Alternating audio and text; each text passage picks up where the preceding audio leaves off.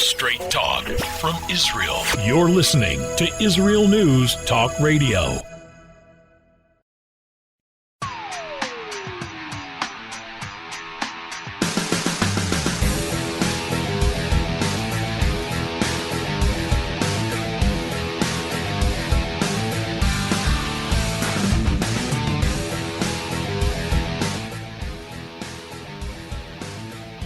Okay, you are listening to the Tamar Yonah Show on IsraelNewsTalkRadio.com, and today we are going to be talking about fifth-time Prime Minister. That's right. As we see that the 35th Knesset of Israel was sworn in on Sunday, Benjamin Netanyahu is sworn in as the Prime Minister of Israel for the fifth, and my question, and last time.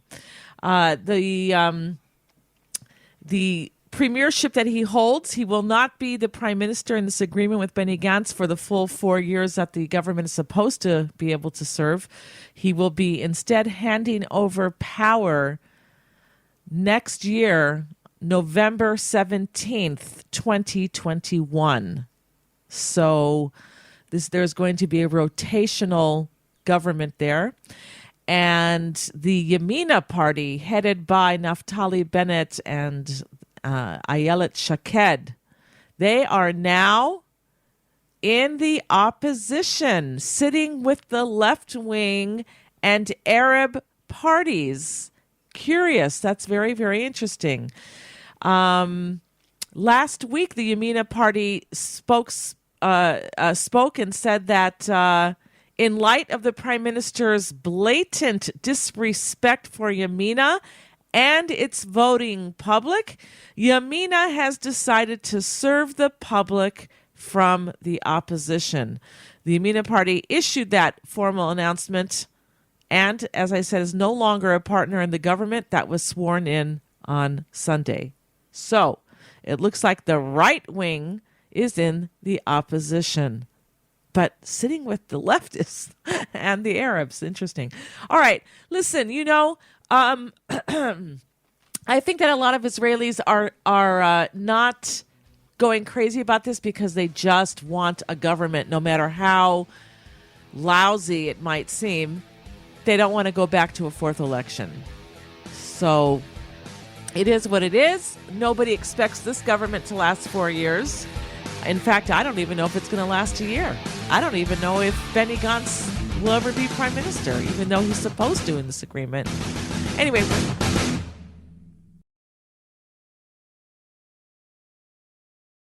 Always challenging the status quo.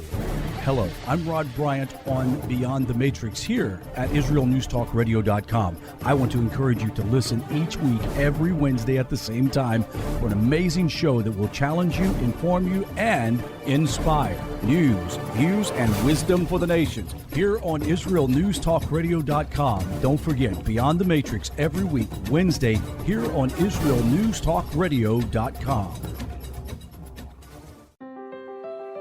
Biblical. Be beautiful. Wear your crown. Wrapping is my crown. Do what married Jewish women have been doing for thousands of years. Celebrate the art of head wrapping. I'm Andrea Grinberg from Rapunzel.com. We have beautiful scarves, stunning accessories, scarves for faith, scarves for healing, and scarves for fun. Rapunzel.com. That's Rapunzel with a W. Or click on our banner on the Israel News Talk Radio homepage. Rapunzel.com. Beautiful scarves, stunning accessories paired with tutorials, support, and a vibrant community to give you everything you need to start and perfect your head covering journey. Don't forget, join the Rapunzel community group on Facebook to see, learn, and share your beautiful wraps. That's Rapunzel with a W on Facebook. I love Rapunzel. I love Rapunzel. I love Rapunzel. Get 10% off your purchase with promo code RADIO. Go now to Rapunzel.com.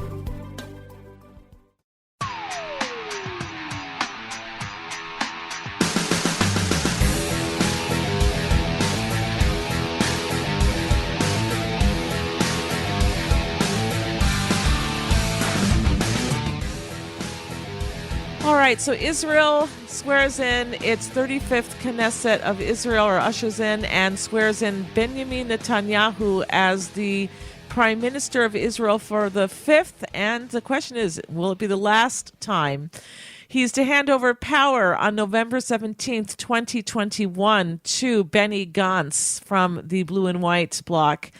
And the Yamina party, which basically they are the right wing of Israel today, are sitting in the opposition with the left wing and Arab parties. How did that happen? And what will happen? So the right wing now is in the opposition. And the question is, what is going to happen now? And will anything change after we have a prime minister for the 5th time now, the same one, Binyamin Netanyahu? Will anything change? Will it be for the good or will it be for the bad? Our guest today is Alan Silver. You may know him from the social media as A. Silver News, the news that the world is not told. And the reason that you're not being told that news is because he has been banned by Facebook for being a conservative voice and thinker, he says. He has since opened up WhatsApp groups, though, and he sends his news out to his groups there. He believes in truth, transparency, democracy, and Israel as being a light unto the world. Welcome to the show, Alan Silver. Hi, good morning, Tamar. Well done on your wonderful work as you're doing. You should be blessed from HaKadosh Baruch Hu. Well, you know what? Ditto, ditto, ditto to you. All right, so let's start out with politics because, that's the big news here in Israel, the government of Israel, who's going to be in what position. We see that in order to get Benny Gantz to form a coalition with Netanyahu so there could be a government and prevent a 4th elections, he had to make a lot of compromises. He had to pass over a lot of his own party members in the Likud who are experienced and who were former government ministers, as well as the Yamina party, taking away their chance of getting the positions they want in the ministries that they wanted to head in order to give it to Benny Gantz in order that he would join the government. So we're seeing now an inflated and swollen government that really has no right to exist because not only is it just blatant payoffs that the citizenry see, but also comes at the worst economic situation in modern times now that Israel's ever been in because of the coronavirus. So now instead of trying to get through with just the difficulties that we have in the economy, we're going to have 2 homes for a prime minister because Benny Gantz needs to have his own prime minister's residence. It's crazy. We're going to be paying more ministers to be in the government. And now, arguably, some of the Israelis are saying, well, it's no big deal because if we were to go to 4th elections, the money that it would cost us to do that is going to pay for let me use a better word, a nicer word than bribery. But, these payoffs, basically, it's just going for this instead, and at least we have a government. What do you have to say about all of that? Tomorrow, I was thinking about it this morning, that this government is not the government that the nation wanted in one respect. You had a very strong right wing getting to 59 or 58 seats in the Knesset. Mandates, yeah. And it was solid.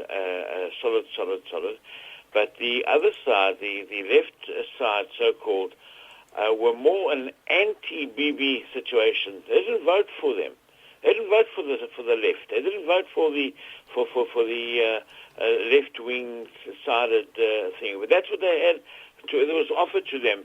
As long as there were so many people voting, just not Bibi, anti, that's what we've ended up getting with disjointed government.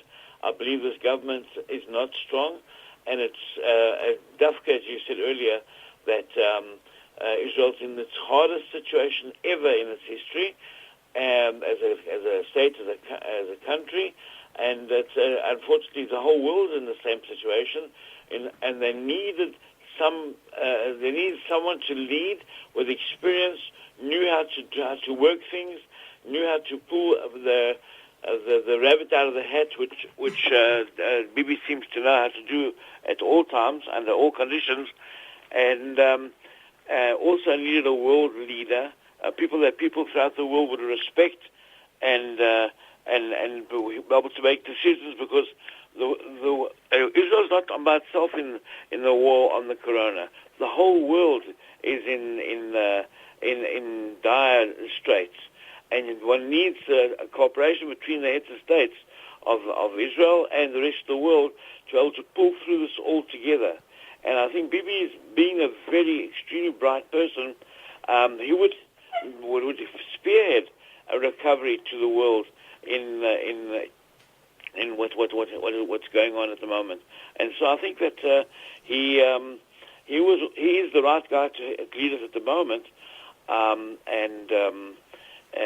But he's been tied. He's got his hands tied behind his back, and he's going to not be able to do what he wants to do. I think he's invited a very young government, young not in terms of age, but in terms of no experience.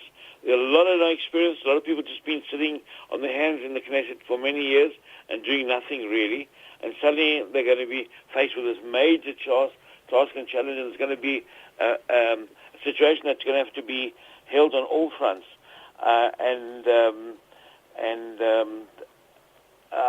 really don't. I hold the same feelings as you do. I'm not sure it's going to last even a year. This government, and I don't see a rotation happening. But we've got to see what happens with Bibi's trial in a week or two as it's starting, and we'll see how it develops. We just got to hope and pray that the truth will come out, and that the best will come out for the country and for Israel. Okay, so you made an interesting point that the world is in need right now of strong leadership with a firm direction in order to get us out of this coronavirus episode that we all find ourselves in, that's destroying the world's economy, and we have to cooperate with each other. And so we need experienced people, and not just experienced people, but people who are respected and people who can get things done and who get along with other countries. And that man, you're saying, is Binyamin Netanyahu, correct so far? 100%. In fact, sorry, I might just add that he's one of very few people in the world that could pick up a phone to Donald Trump and could pick up a phone and speak to Vladimir Putin, and probably even to Xi as well, for the Chinese president. So there's not many people that could do that and have an influence on any decision made by any of these leaders. And so, yes, we need a strong leadership. We need it.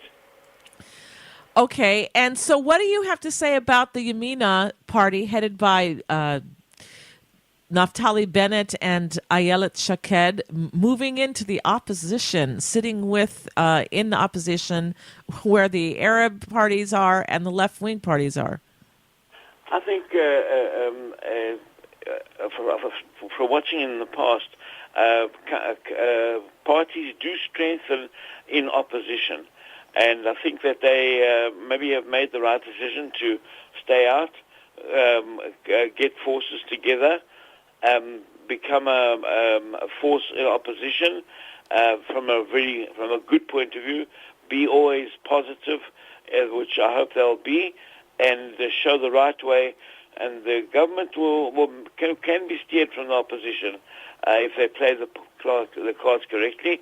Naftali Bennett is a very bright person, and so is Ayelet Shaked, a very fine woman, and I think they can definitely do it. And that's why I think they realize it's only a temporary stay in this situation, and they'll come back. They'll come back strongly, and with renewed and extra forces, with new energy as well. So you're saying basically that if they were to stay in the government, that they would essentially make themselves irrelevant because they would not be having the power that they enjoyed in the last several months where he was Bennett was the defense minister of Israel, and Ayelet Shaked was the justice minister. They had to give those things up over to the left-wing parties with Benny Gantz. And if they stayed in, they would just be irrelevant. And by going to the opposition, they're strengthening their position, showing that we're the real right. Netanyahu is sleeping in bed with the left only so he can retain his power. But we're the real right, and therefore we're going to watch them. We're going to be the watchdogs to make sure that Bibi doesn't give too much over to the left in order to stay in power. Yes? Exactly right. Exactly right. Because if you look at the government, the government even swallowed up by the situation. They know what that's how I see it. There's no real promise standing out, although they haven't really done anything yet because they've just been sworn in. But let's just watch in the next month or two and see who will come out as the new stars, as the new force behind running this country. And it's a big challenge for a lot of people because I think there's so many ministers and so many deputies and tafkidim. Okay, you know what? Hang on, Alan. We have to go to a break. We're going to be right back. Okay.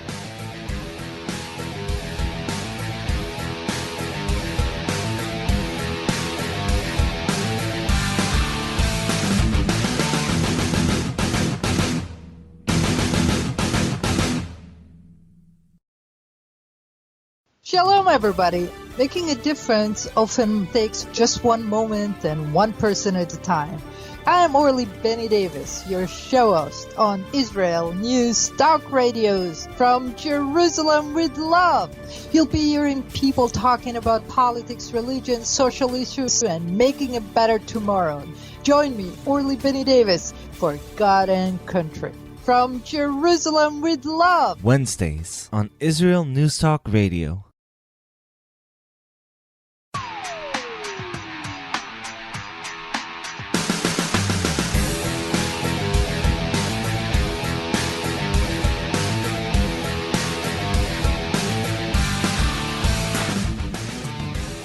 All right, we are back here at the Tamar Yonah Show on IsraelNewsTalkRadio.com, and we're talking about the latest news here in Israel. Our guest is Alan Silver from A Silver News, and the news that the world is not told. And the reason that he can tell the world a lot of things that it's not told is because he's not part of the mainstream media. He takes the information from the sources he has, and he shares them, even though the mainstream media wouldn't post it. And it's not just because there's some big conspiracy that they want to hide things from us, but things that the media simply can't do. Show the gruesome pictures of a terror scene. They're not allowed to do such a thing because it's just too difficult for a public audience. But if you're just sharing things on WhatsApp, you can share whatever you want.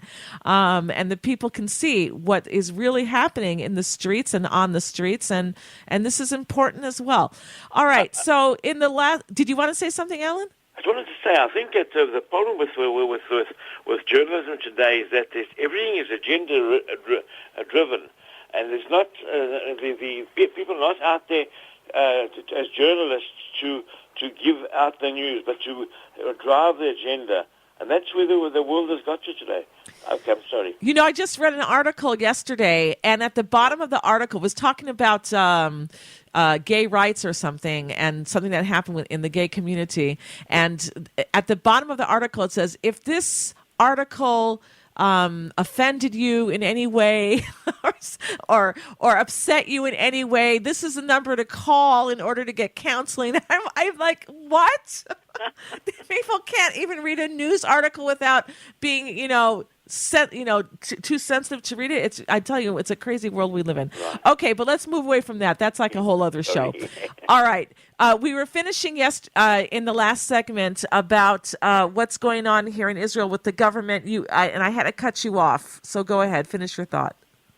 I think looking at the government, on paper we're supposed to be a very strong military government. We've got several big generals. they're going to run the show. The question is, in the past we've seen that generals and these people are military people are not the best rulers, even throughout the world. And there's no real example of good leaders and good generals. All the countries that are in major trouble, Venezuela and all the other places similar to, they're all run by military people, and so it's a different mindset, and where Bibi has a very much a diplomatic situation, a mindset. He's known to be extremely bright. He has a very, very high IQ, way above normal of most people, and we see it in his decisions and the way he conducts himself in terms of running the country. He's grown the country. Thank God the country has grown that we can be able to be in a strong position to recover from this virus catastrophe that we're into. But I think that everybody's going to be really pushed to the limit in terms of getting their ministries to run, because I don't know, the country won't have money, and we'll have to do our best with what we've got. And I don't know, I'm not familiar with too many of the blue and white ministers, but they're going to be put on the block, and they're going to have to perform. And I think this is also one of the gambles that Bibi has taken, that in a bad and hard situation, to put them all on the pedestal, on the block. Let's see what you got now. And it's interesting what you're saying, because on the news the last several days here in Israel, they were complaining that the people in the Likud party under Netanyahu, they were saying mered, which means rebellion in the Likud, because we are talking about people who were former ministers in the government. They have the experience. They've been in the government for a long time, and they're being passed over for these ministerial positions and giving it to and Bibi has to give these positions to the left wing, to Benny Gantz's party as a bribe, basically, as a payoff to join the government. And these people, as you just said, you don't know who they are. These Likud members were saying these are inexperienced people, and they don't know how to run a ministry. They don't know how to do these things, and they're furious, and they were saying that they were not going to vote for this government. That's how angry they were, that they were going to rebel, do mered in the party. So very interesting that you're saying that. Go ahead. I think that it's going to be giving everybody a chance to give enough rope to hang themselves, basically, if we like to call it that way. The situation that Israel finds itself today with the corona crisis is so dire that you need the best of the best. And if they do not perform, they're going to be thrown out. And I believe that Bibi has taken a chance, a gamble, basically, maybe probably a well-thought-out gamble, to put in an inexperienced government together and give the blue and white as much rope they want to hang themselves. And in the end, they'll be just finger-pointing, but Bibi will be able to say, I told you, and if that's what you wanted to vote, that's how you voted. And I think we will be going to elections within a year, I would say again, and the next time around, I think the right wing will come through very strongly, and we'll be able to rule properly this country the way it should be. All right. So talking about now things changing, we are in a very odd and different type of history. We're experiencing a pandemic now, which doesn't happen that often. It's the first time in our lifetime, at least, that something like this has happened, a worldwide pandemic like this. And it is basically the world's economy has taken a huge hit. What do you see happening in that sphere? Okay, there's the two fronts, the world economy and the Israeli economy. I'm also a small businessman, and the municipality just a few weeks ago came to me with an offer not to pay rates and taxes for 3 months, or to take a 75% rate, that I pay the rates and taxes at 75% rate for the rest of the year, 25% discount. And I don't see a recovery at the moment in this country of small businesses.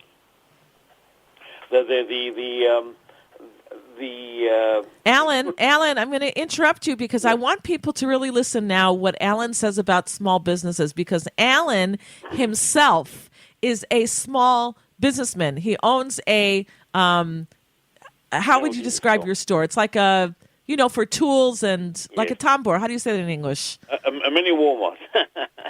Very, very, very mini Walmart. Very, very. I've got no parking, so. He doesn't have it. Yeah, right. He doesn't have any parking. It's like a hardware store. That's what I was looking.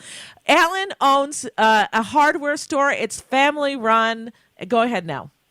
Okay, so we have to understand what keeps a business going is obviously making profit. But once your main expenses cannot be now the income, people's sales and income of a business is what makes you succeed. Now, as we know in this crisis, our sales and our potential sales has dropped drastically to I would say even a third or even a quarter in most cases. But what's behind the situation is your expenses, and the expense of paying rates and taxes to the government, and also paying your rent or your mortgage, whichever you have. These are the main expenses that one has in the business.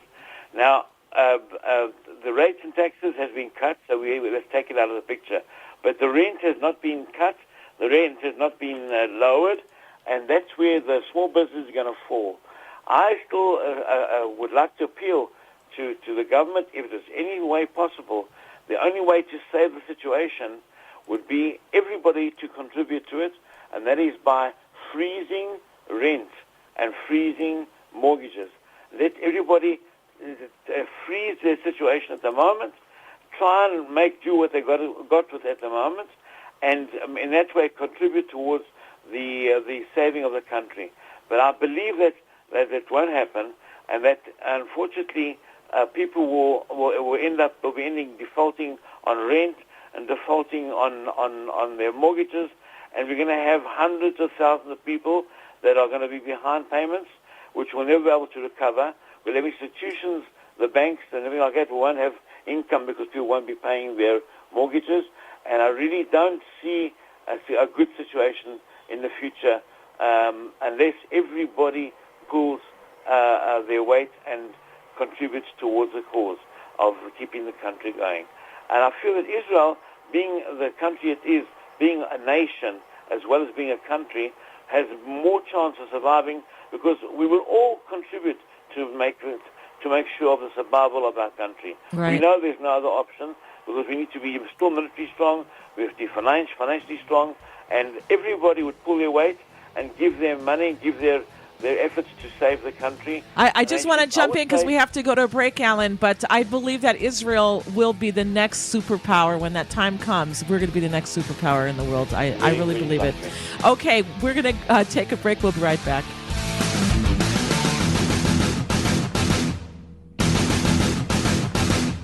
You're listening to Israel News Talk Radio. This is Shai Bentako, and each week I'll be webcasting to you from Judea, origin of the word Jew, a people besieged and beleaguered in every generation. Nazi Germany's but a memory, but in its place the world invented the phantom Palestinians as this generation's internationally authorized Jew killers. Tune in for a different slant on life in Israel, Phantom Nation, every Monday. Hi, I'm Rabbi David Aaron.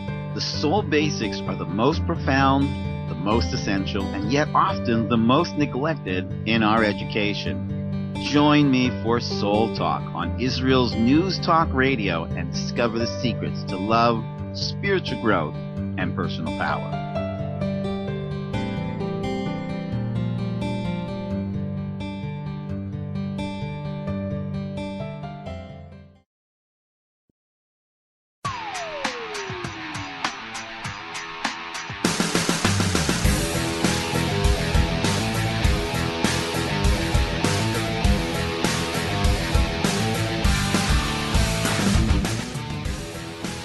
All right, we are back here at the Tamar Yonah Show on IsraelNewsTalkRadio.com. We're talking about some of the latest news that's happening here in Israel and around the world because we are one small, what do they call us? The tiny village? I forget the words that they use.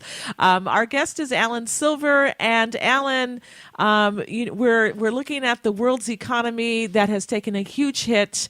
You were ending the last segment saying that Israel, even though we are feeling it and people are have lost their businesses, and other people may continue to lose their businesses as is going around the world, you still have a very good outlook of what's happening here in Israel and how we're going to get through this. And when you look at if you just look at the dry statistics, you see how well Israel has done compared to other countries in the amount of people who have contracted the coronavirus and those who died. We're doing very, very well if you're just looking at the dry numbers. But, as the economy is being opened up now, and as the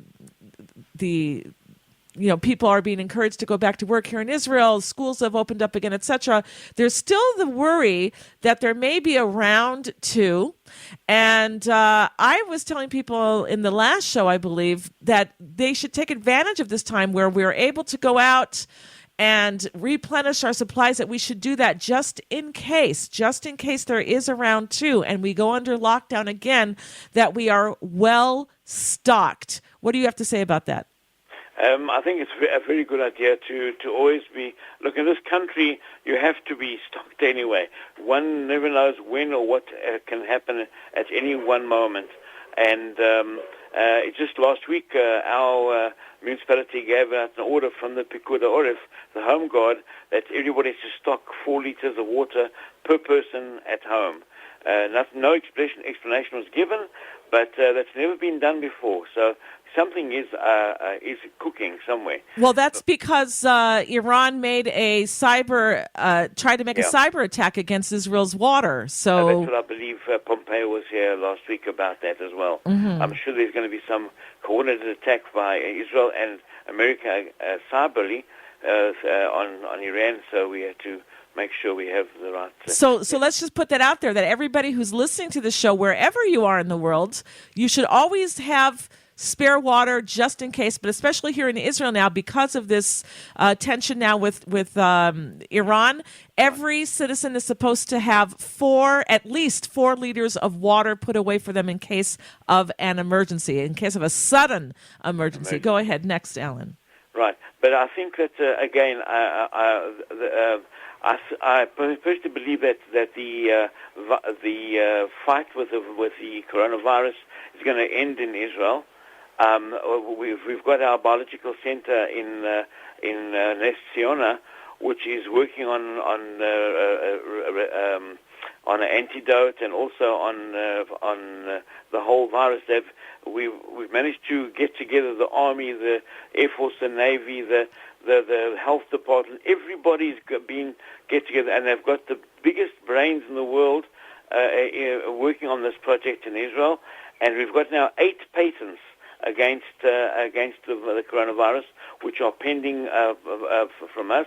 I honestly believe that Israel, in the end, is going to be the leader in the fight against this virus, and I think that that's going to be our win-win situation. And the world maybe will be shown in the end that the world, or as small as our little country is going to be the biggest thing that we're going to contribute to mankind. And people are going to actually, the world, I think, will have to have no option but to say thank you, Israel. Thank you to the Jewish people for maybe saving mankind by coming out with us. Because we've got 8 patents at least one or two should work. Yeah, but you know what? You can say that, Alan, but there's always going to be those conspiracy theorists who say Israel is the one who made this disease and they had the vaccine the whole time. They just waited and waited and waited until they can get a lot of money for it. I mean, they're already saying that. I didn't make this up. I'm just telling you what I read, what they're already saying. It's so ridiculous, sorry, to say that's conspiracy. That it's not even worth even talking about. It's just not the way the Jewish people are. We've never been like that. We're a loving people. We love every human being. We love humanity, and there's no ways something like this could be done by a Jewish nation like Israel. No ways. And so, but we are out there to try and save the world, and I think we're going to do it.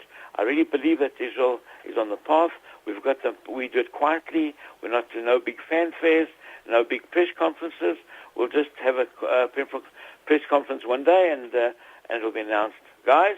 We've got the antidote, and we've also got a trufa, a medicine that'll help cure it, and the world can try and turn back to normal. It's going to take a long way because people have lost a lot of confidence. It'll take years to rebuild. But at least we can save the situation. And I think our country, little country Israel, is going to be the one to do it. All right, Alan, we have about 5 minutes left, a little bit less. What would you like to talk about and make sure our guests go home with after this show? I just would like to not raise everybody's hopes in terms of the situation in the world. Here in Israel, we have a tourist industry which is mostly on a religious basis. People come here more religiously than for the beauty of the country. But the countries throughout the world that relied on tourism, Spain and Italy and England and Germany, all these places that relied on tourism are going to be very, very hard hit, and I don't believe they'll be able to recover from this hit. There'll be no tourism. Their industries will come down. There'll be no coffee shops. There'll be no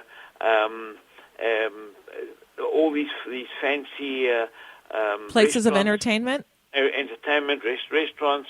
It's all going to fall away for a while, and I think it's going to take. I don't know if it's going to survive a lot of it. The aircraft industry is going to also take one hell of a nosedive. Excuse me. You mean the airline industry? The airlines are going to take a nosedive, but I don't know. I don't see a recovery for them. I don't see a way of recovery for them. But people have to get around. Right, but I think people have put up priorities of staying home. From this virus, we've seen we can control things from home by Zoom, by whatever other Skype and everything else like that. And those are the industries that are going to survive. And people are not going to travel overseas anymore to do the deals. They're going to do it via virtual meetings. And it's a totally impersonal situation at the moment. You know, the world always changes, and we will survive this, and we'll just metamorphose into something else. You know, I mean, when the automobile came out and the blacksmiths went out, the people who made horseshoes, right? I mean, that time of that period of history was over. They're not going to be able to make a living hammering out horseshoes anymore because the automobile is now in. And with this pandemic that went around, things will change. But the world will adapt, and it'll be a changed world. But hopefully, in the end, it'll be for the better. Maybe less pollution. Maybe people will see they can do without what they thought they couldn't do without before, et cetera, et cetera.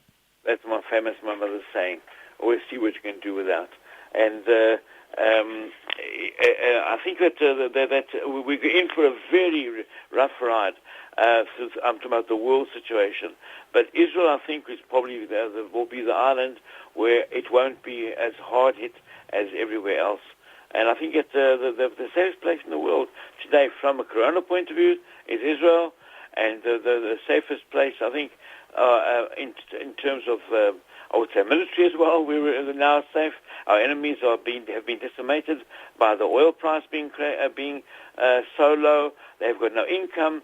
There's the virus has hit their forces. The terrorists are more scared of dying of the corona than of suicide bombing. That's a change, change completely, and because they believe they can't die al Kiddush Hashem as a martyr if they die from corona, but if they die killing people, other innocent people, that's worth dying for.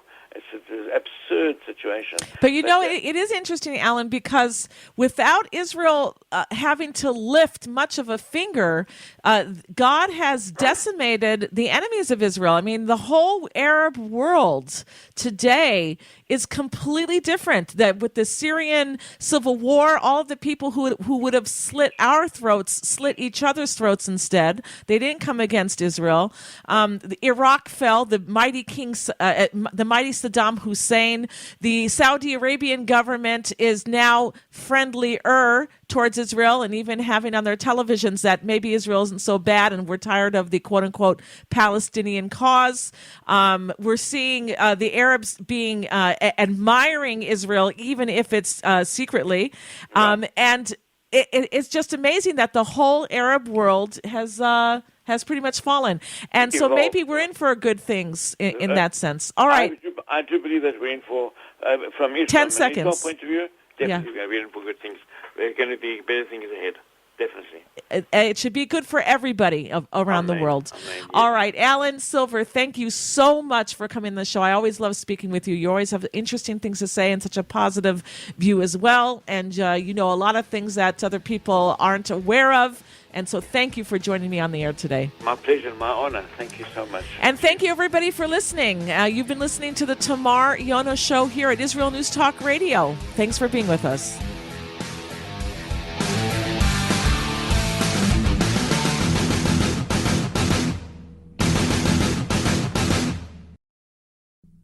Israel News Talk Radio's chat room. Just click the orange button at the top of the IsraelNewsTalkRadio.home page, log in as yourself or an anonymous guest, and join in on the fun.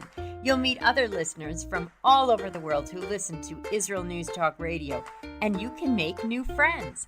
Israel News Talk Radio's chat room. It's the closest you can get to being in the studio with us. We love listening to Israel News Talk Radio. Where can you get the inside news on Israel?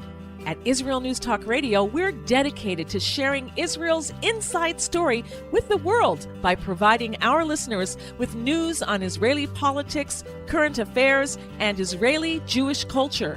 The Israel News Talk Radio homepage also provides you, the listener, with useful information at your fingertips, with scrolling news headlines, weather, currency exchange, Shabbat candlelighting times, and so much more. Our radio programming is always accessible and on demand. We operate absolutely free of charge for everyone, everywhere. If you love what we do, partner with us now by becoming an Israel News Talk Radio supporter. With your support, you'll be inscribed on our Israel News Talk Radio Wall of Fame. There's nothing like us in the world. Be part of something great. Israel News Talk Radio. Straight talk from Israel.